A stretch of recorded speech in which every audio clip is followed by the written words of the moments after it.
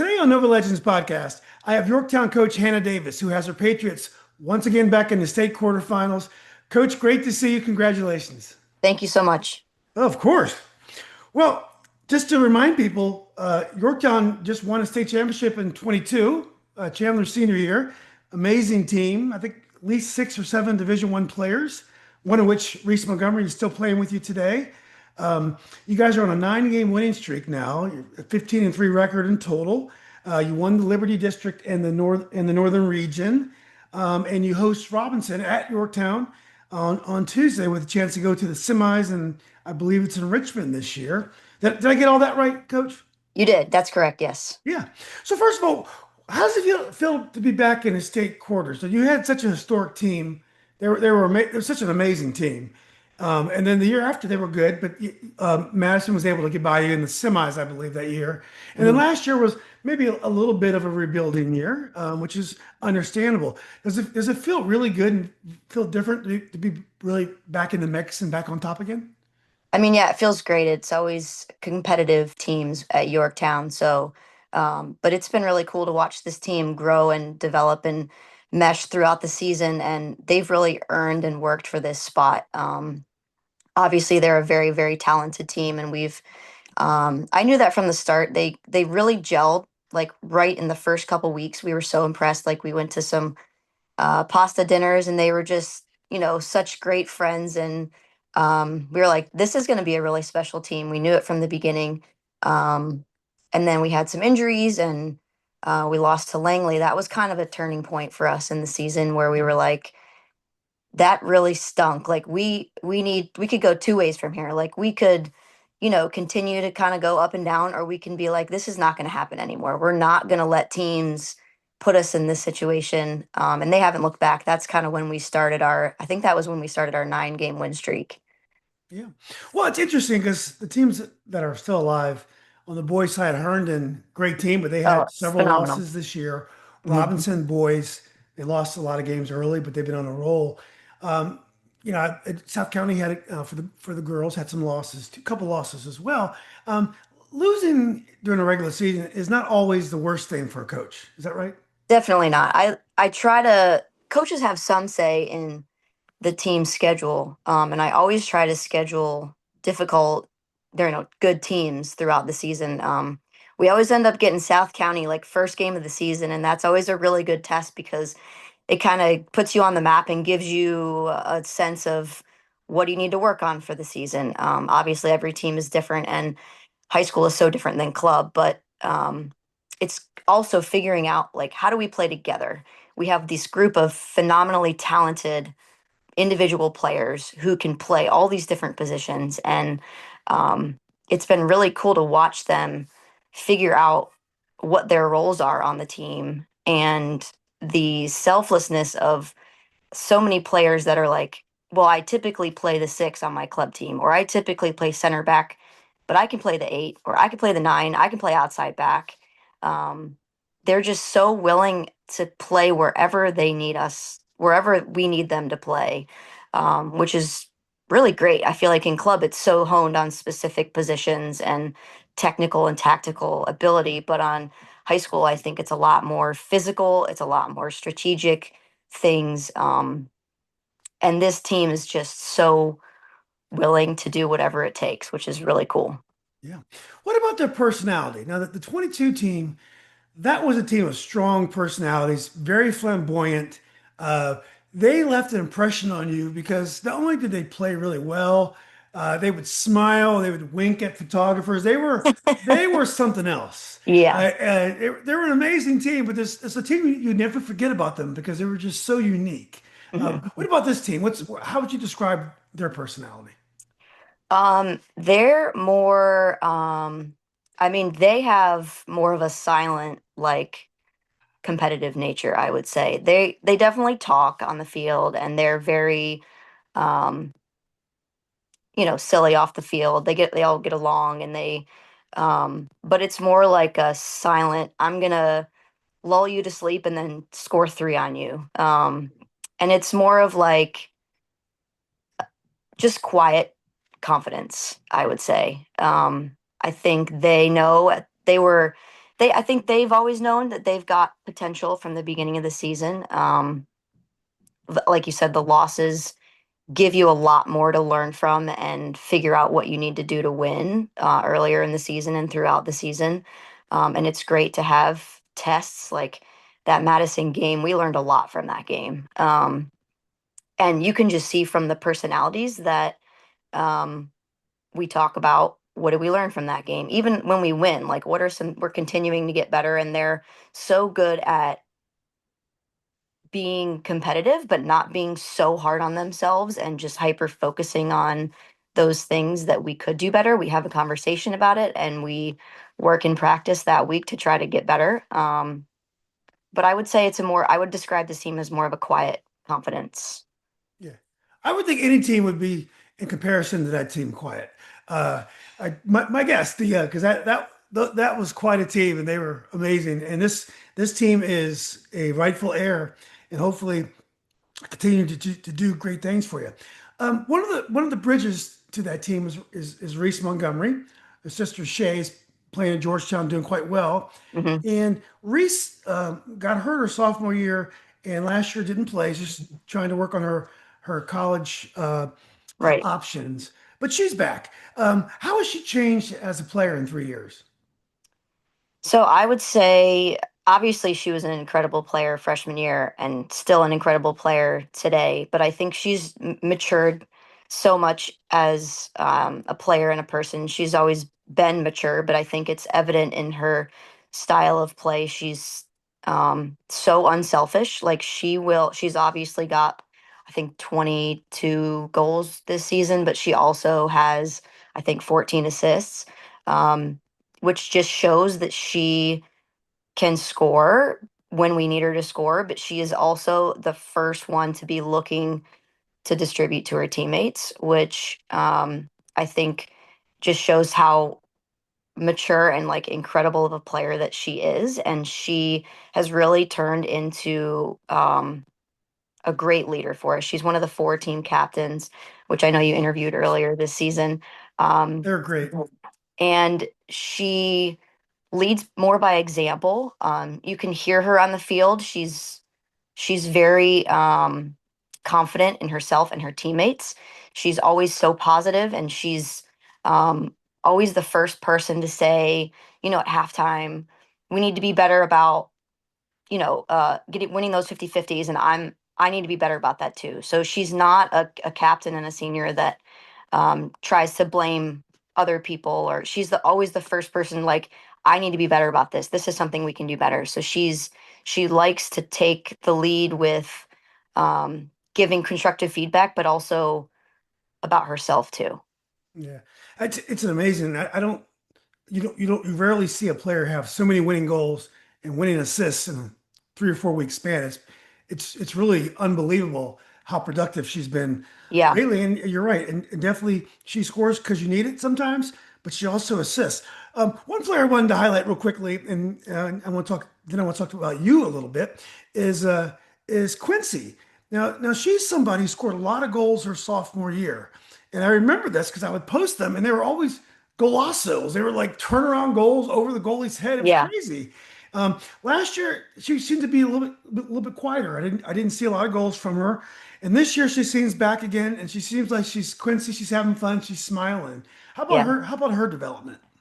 Yeah, another player I think that has matured a lot as a player and a person. And I think, yeah, she had a lot of success sophomore year, but I think that put her on the map. And once you become known as a goal scorer or somebody that's solid in the back, other teams, I mean, they know who you are. And I think they knew who Quincy was after her sophomore year. And um, coaches mentioned, like, we're putting our best defender on her because we don't want to see those highlights against our team of her getting those incredible goals. So I think that was frustrating, figuring out like I'm getting double teamed every time I get the ball. So that's obviously really challenging, sometimes triple teamed, I think, now that I'm thinking back on it. And she's also just so strong that I think um, she was having to figure out how to use her strengths in a different way to get those goals. And I think she's figured that out now. And we've had some conversations this season about some little things that she can do to give herself some separation between herself and the defender, to get herself a little bit more space, because as you know, you give her an inch and she's going to get that shot off. So Yeah. she's just been also so versatile this season, playing in the middle and playing out wide. She's, I think, slightly prefers playing out wide because Okay. she's able to get a little bit more space, I think, and make those runs. I think as a center forward, she's like a typical center forward you would see. She's able to hold the ball, but she likes to be able to take defenders on more. So she's kind of settled into that wing spot. And that's where we've had a lot of success with her this season. Yeah, that's great, coach. She's also got I had just met her for the first time on the call. She's got a great personality. Yeah. She's a lot of fun. Yeah. You had two other first team all regions, and I'm not as familiar with them, even though Elise Markowski is a name I've seen over the years, and also Mackenzie Redden. Why don't you tell us a little bit about those two players? So Elise is our one of our center backs, and she's been really solid for us this season. She had a pretty bad injury, Hmm. ankle injury, about mid-season. She was out for a couple weeks, but she's back now, and that's been great. Obviously, um, I knew that she had a lot of potential, but she's really stepped into her starting role this season, and she's just so fast. She's one of the few defenders, I think, in girls soccer that's not afraid to slide tackle, and I don't think you see that a lot in girls soccer. Um, so that's really cool that she sacrifices her body all the time, and just plays her heart out in every game. And another one of those players that is like, I'll play wide, I'll play middle, wherever you need me to play. She's one of those players that some of those 50-50s, you're like, she's going to win it. I know she's going to win it because she's just so solid in the back for us. Yeah, incredible player to watch. And Mackenzie Redden, this is her first year on varsity. She's gotten a lot of kind of the spotlight in club recently, I think, with some of the tournaments and the teams that she's been playing on. But she was on JV last season, so this is her first year on varsity. And I think the first half of the season, she was figuring out kind of where she fit in, like I talked about earlier in the conversation. It's with high school, you're trying to figure out how to fit these puzzle pieces together, and figure out how you can be successful as a team. So I always knew that she was very skilled. But then it was midway through the season where she just kind of shifted into a whole nother gear. And um, you can see that she's started to figure out ways that once she's one of those players also like Quincy, where once she's got a half a step, she's so fast that she's not going to be caught. Um, and it's been really cool to watch her develop and grow throughout the season as well, and play with some of these 17 and 18-year-old girls that have played varsity soccer for 3 and 4 years. And they've just been such great role models for her, helping her figure out the physicality of the game and how she can make a name for herself in high school soccer. And she's only a sophomore, right, coach? She's a sophomore, yeah. And Elise, I noticed she just signed with Emory. Is that for 20 for next year? Or is that for this year coming up? So she's a junior, so Okay, she's that's junior. she's got one more year. Yeah. Yeah, yeah. As you may have noticed, I went to high school with Coach Pat Burke. We were at Yeah. Robinson together. I was a year older and Sue, Coach. I'm not aging you out there if you're listening, but she's a great person, great club, great college as well. Let's talk about you a little bit. First of all, how's your family? Last time we talked, you had a newborn, I believe. Yeah, they're great. We have three now. So 2022 was my second. Okay, yeah, Yeah, we have three kids, 5, 3, and 2. So they keep me busy at home. really? It's a it's a nice break to go to soccer and use my brain in a different way. Yeah, well, that's awesome. I'm glad I see the pictures and beautiful fam. Thank you. Oh, sure. Have you changed as a coach in 3 years? Do you think you're the same coach you were in 2021, 2022? I think I like to think that I'm constantly changing, just as any professional would, kind of trying to get better every season. And I like to let the girls lead the team. I'm not one of the coaches that likes to dictate and decide what we're going to do. I obviously give input and suggestions, and I think um, it's really cool to watch when you have four captains, and we have 10 seniors this year.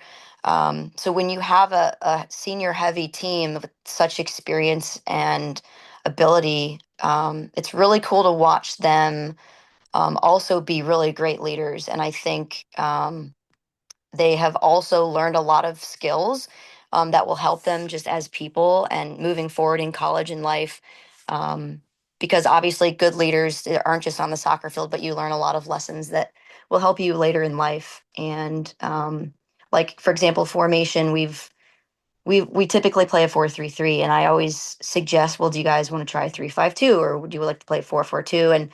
And they give input, and we try both kind of throughout the season, and then we kind of come to a consensus. But I think it's so powerful to give the girls that voice, and I think when they feel like they're heard and they feel like they have a lot of input, I think it makes us such a strong team, especially at this point in the season, because they know that I'm not gonna just make a decision without consulting the seniors and the captains and the rest of the team. Like we always have conversations. Do you guys think this would work, or do you think this might be better for the second half? And it's more of a conversation versus this is what we're going to do. Did you decide to stick with the four-man back, or did you just go to 3-5-2? We stuck with the four back, but we might switch it up for a You never couple games. know. I think If it's all depend on personnel.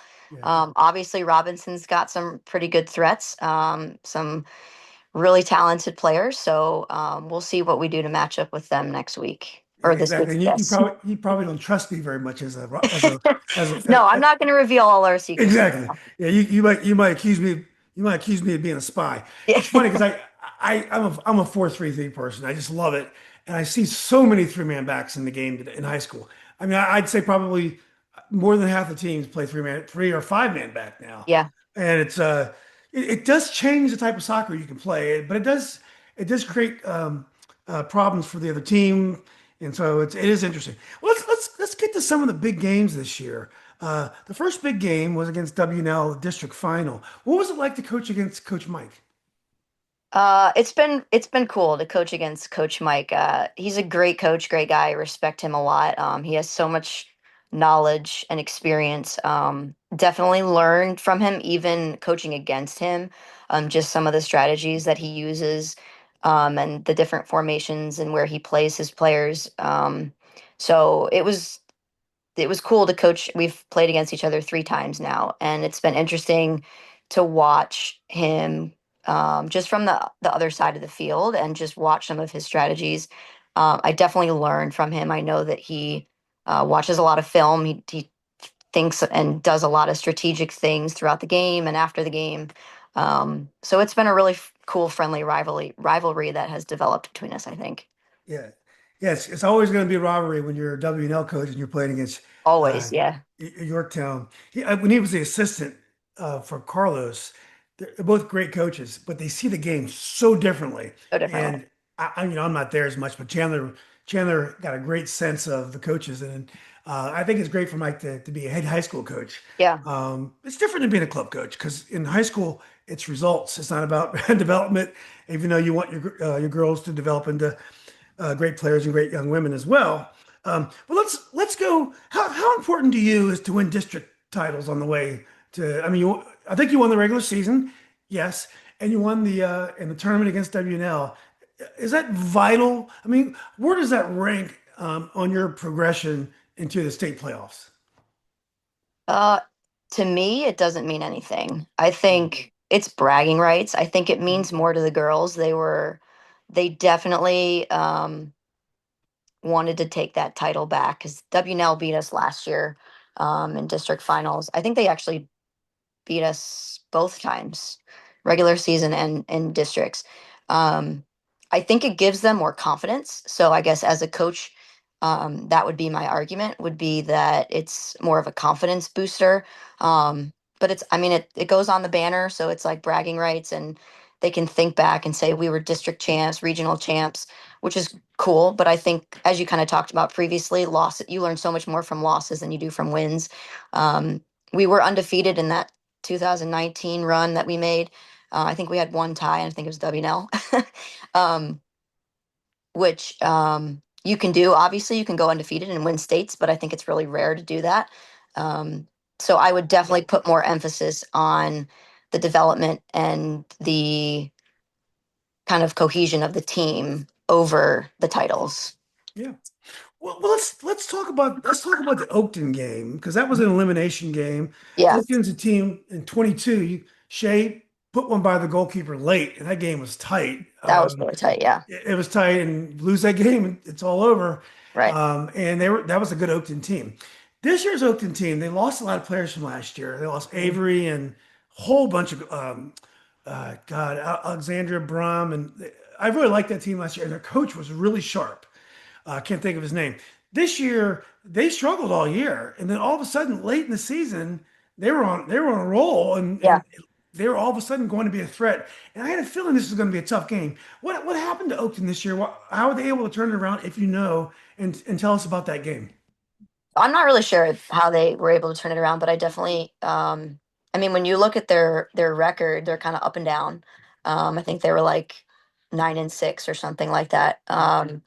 And we played them earlier in the season and we won in overtime. They scored with like 10 seconds left in regulation, but then we ended up finishing the game in overtime. But definitely a different team that we played in the playoffs. We were not, I mean, I definitely was not expecting that strong of a showing. We knew they were going to be, they're always physical. That's just their style of play. But they definitely had a lot of opportunities. They hit the crossbar, they hit the post a couple times.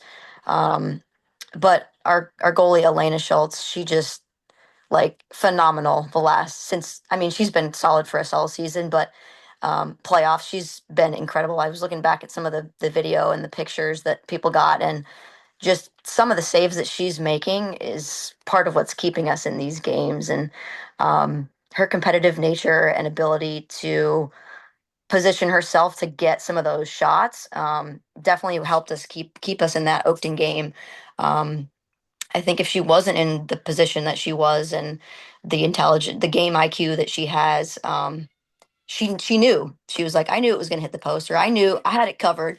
Um, so yeah, yeah, um, but yeah, they came out way stronger than I anticipated. Obviously, we don't overlook any team. That's been kind of our motto. Like, it doesn't matter what a team's record is. It doesn't matter if we've beaten them before.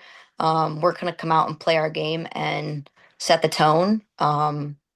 So I think we did well with that in the Oakton game, but um, they just were so physical that it was kind of taking us out of our strategy a little bit. Thankfully, we were able to get one, and it didn't go to overtime and penalties. But I always tell them like all we need is one, and we can keep playing our game. We got the one, and we were able to hang on. Yeah. Well, you're talking about your keeper, Elena Schultz.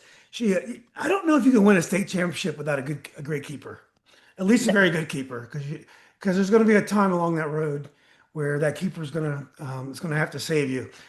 Generally, I mean, obviously, if you're Yeah. just so overpowering, you can do it, but that's going to be for. Well, let's talk about the W and L game. Now, do you feel the same way about regional titles as you do district titles? That it's just a piece along the way, part of your journey, or do you feel like that's more of a milestone than districts?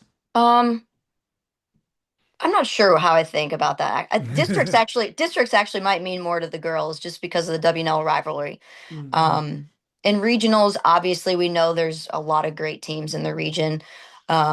So it's obviously a great accomplishment to say that we're the best team in the region. But I think when you think about high level sports like high school, college, even pro, like once you get to the playoffs, anything goes. I mean, anything can happen. So it's just yeah, it's awesome. You can say we're the best team in the region. This is a great accomplishment, but now we're in states and we could get knocked out on Tuesday. So like Robinson was the runner up, but they could they could still come out the champion. So um for me, I tell them it's just awesome job, great work. This is a great accomplishment, and now, we're on to the next one.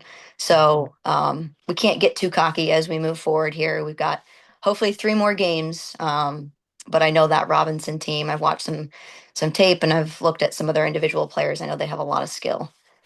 Yeah. Well, the Washington Liberty game, and that was the first, second, fourth time you played them, right? Just Third, third, yeah. third time. Were you happy with how you played? I know you were happy with the result, but were you happy with how you played? Yes, I think we played. So the first game of the season, we won 5-3 in that game. We switched up our lineup a little bit, and I think um, WNL wasn't ready for that switch, which really worked in our favor. And we obviously we let three and two, but I think we came back from those goals better than we have, I think, all season against any team. Obviously, they have a little more motivation against WNL.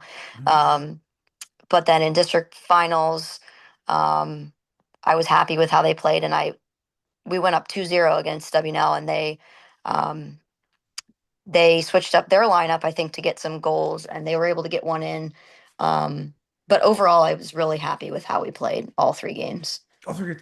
Yeah. Okay. Well, let's go to Robinson. And before we go to Robinson, do you think WNL has a good chance against South County? So, like I said, we played South County the first game of the season. Obviously, we're a very different team than we were in the beginning of the season, and I'm sure they are as well. Um, I know they beat Robinson 3-1, um, which I was a little bit surprised about, just knowing what I know more. I know a little bit more about Robinson than I do about South County. Um, so I think they've got a shot. WNL is a very strong team. Um, Obviously, very well coached. Mike Wood's a great coach, and he might have a few more tricks up his sleeve. So yeah, I think that's going to be a hard fought game. And I think it, honestly, I don't know. I don't know who's going to win that game. So I saw the Robinson game the other day, and Robinson looked like they were going to dominate the game. Yeah. South County plays like almost a little sleepy, and the next Mhm. thing you know, they can shoot from distance, and they have a couple really fast girls. It's almost like Mhm. they kind of like lull you to sleep. Yeah. And then I know they have a first year coach Right. who's been a JV coach, but he's an accomplished club coach. But it's very interesting how they play. Hmm. It's a kind of team you can take lightly because it's almost like they're sleepwalking out there. The Yeah. next thing you know, they just put a goal in from 30 yards. You're like, Yeah. how did that happen? But anyway, let's talk about Robinson. And obviously, I have interviewed those girls. I understand both teams are good dancers, Yeah. but they do have a lot of skilled players. They got a couple of they got Division One signee, Casey Maiden. No, I got her last name wrong. Casey, what's her last name? Anyway, she's going to George Mason. Gia Papadopoulos is only a sophomore. She's a big prospect. But what's your analysis of Robinson? I think they are obviously, like you said, they have a lot of great prospects, and I think they're a very similar team to us. I think they have some great scorers that can score if you give them too much space. But I think that if we play our game and we play the way we've played over the last couple games in this playoff run, I really am confident that we can win this game. But I've done my homework, and I'm going to share that scouting report that I have with the girls on Monday and Tuesday before the game. And I think it's just like a note for them. Like, we don't ever change our game that much. It's just like, be aware of Gia. We know that she can shoot from 25 out. So if you're in where she is, just make sure you have a body on her and don't let her turn. So it's just more of like a note sheet for the game, but we're still doing what we're going to do. Yeah. And I want to make sure I get it's Casey Maida. I want to make sure I get her last name. Got Yes, it. sir. Really creative player. Well, that's great, coach. And are you excited? I know you're not looking ahead, but wouldn't it be cool to have another road trip yeah. It would be cool to make another trip down to Richmond. That's where we won it in 2019. Oh, I forgot you won. That was your second. That's right. Yeah. And then 22 was here out in Yeah, it was in Northern Freedom. Virginia. Yeah. Yeah. Yeah. Um, I think one thing the girls also have been great at, the seniors, reminding the team that we play soccer because it's fun. So I think sometimes we can get so hyper focused on strategy and um, analysis of the game and talking about all these things that we can do to be better. But they always are like, let's remind ourselves we play soccer because it's fun. We want to have fun. This is our last year. We play for our friends and our teammates and our classmates. And if it was hard, not everybody would do it. So, perseverance, it's really cool to see these girls work together, um, have incredible teamwork, and they're having fun. So we're going to try to keep that motto as we move forward. Exactly. And it's so great for the seniors. If there's so much other stuff going on in their lives right now with the prom, with Right. the graduation and then beach week and all that stuff. But if you can win a state title along the way, I remember your girls at Chandler's graduation, they were just still buzzing over the state championship that they won. And poor Yeah. Chandler and his guys, after being undefeated most of the year and they were Yeah. out, it was just so depressing for them. But Yeah. anyway, I just wish you the best, coach. I always love talking to you. We got to do this more often, but I moved to out near Leesburg now, so it's not as easy for me to get to games, but Gotcha. yeah, but it's always great to see you. Yes. Thanks Best of again. luck. Take it easy on my Rams, and then but hopefully we'll talk soon. I won't promise that, but thanks Okay, again. yeah, give me that. I know you got to do your thing, and I figure I win no matter who wins. Yeah, So that good point. Good point. exactly. So anyway, coach, great talking to you. Have a great Sunday, and good luck on Tuesday. Thank you so much. You're welcome. Good seeing you, coach. You too. Bye.